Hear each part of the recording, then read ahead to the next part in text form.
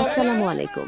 তরুণ সংসদ সদস্য ও সমন্বয়ক হাসনাত আবদুল্লাহ চট্টগ্রামের সাবেক মেয়র এম মঞ্জুর আলমের বাসভবনে গেলে যুবদল ও ছাত্রদলের স্থানীয় নেতাকর্মীরা তাকে রীতিমতো মব করে ঘিরে ফেলে।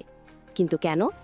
মঞ্জুর আলম কি সত্যিই আওয়ামী লীগের দোসর, নাকি এর পেছনে চট্টগ্রাম সিটি কর্পোরেশন নির্বাচনের নোংরা খেলা লুকিয়ে আছে? আসুন আসল ফ্যাক্টগুলো ডিকনস্ট্রাক্ট করি। হাসনাত আবদুল্লাহকে মব করার নেপথ্যে কি? আজ দুপুরে হাসনাত আবদুল্লাহ মঞ্জুর আলমের বাসায় গেলে ৩০ থেকে ৩৫ জন যুবক হঠাৎ বিক্ষোভ শুরু করে। তারা মঞ্জুরকে আওয়ামী লীগের দোসর আখ্যা দিয়ে হাসনাতের সাথে উত্তপ্ত বাগবিতণ্ডায় জড়ায়। স্থানীয় বিএনপির অভিযোগ, আওয়ামী লীগের সাবেক মেয়রের সাথে টাকা পয়সার ভাগ বাটোয়ারা ও গোপন আতাত করতেই হাসনাত সেখানে গেছেন। কিন্তু রাজনীতির ভেতরের সমীকরণ একেবারেই ভিন্ন।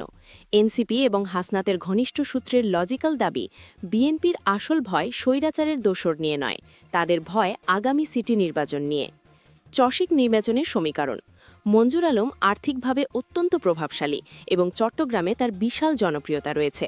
তিনি যদি ক্লিন ইমেজ নিয়ে এনসিপির সমর্থনে মেয়র পদে দাঁড়ান, তবে বর্তমান মেয়র ডাক্তার শাহাদাতের গদি মুহূর্তেই নড়ে যাবে। বিএনপির যুক্তির ফাঁক: মঞ্জুর যদি সত্যিই দোসর হন, তবে বিএনপি ক্ষমতায় আসার গত ২ মাসে তাকে গ্রেফতার করা হলো না কেন? কিছুদিন আগেই সীতাকুণ্ডে বিএনপির নেতা আসলাম চৌধুরীর জনসভায় তিনি বক্তৃতা দিলেন কিভাবে? বেগম জিয়ার মৃত্যুতে দোয়ার আয়োজনও করেছিলেন তিনি। তখন তিনি দোসর ছিলেন না, আর আজ হাসনাত দেখা করতে গেলেই রাতারাতি দোসর হয়ে গেলেন।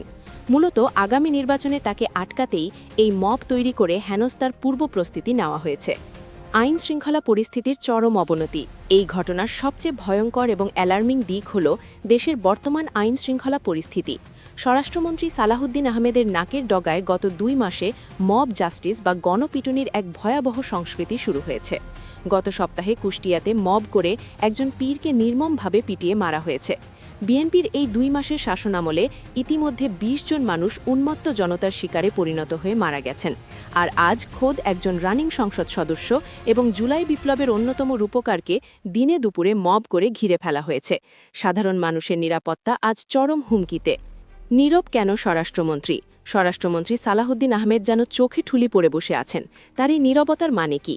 সরকার কি নিজেই এই মব জাস্টিসকে পরোক্ষ সমর্থন দিচ্ছে?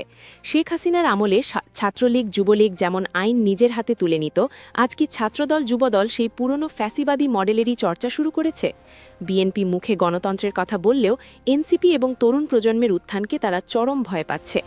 কিন্তু তাদের মনে রাখা উচিত, ২০২৬-এর এই বাংলাদেশ ২৪-এর জুলাই বিপ্লবের বাংলাদেশ। বুকের রক্ত দিয়ে স্বৈরাচার তাড়ানো এই দেশের মানুষ নতুন করে আর কাউকে স্বৈরাচার হয়ে বসতে দেবে না।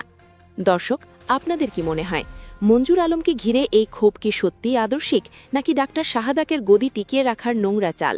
স্বরাষ্ট্রমন্ত্রীর এই নীরবতাকে আপনারা কিভাবে দেখছেন? আপনাদের ক্ষুরোধার মতামত কমেন্ট করে জানান এবং সাবস্ক্রাইব করুন। সবাই ভালো থাকবেন। আল্লাহ হাফেজ।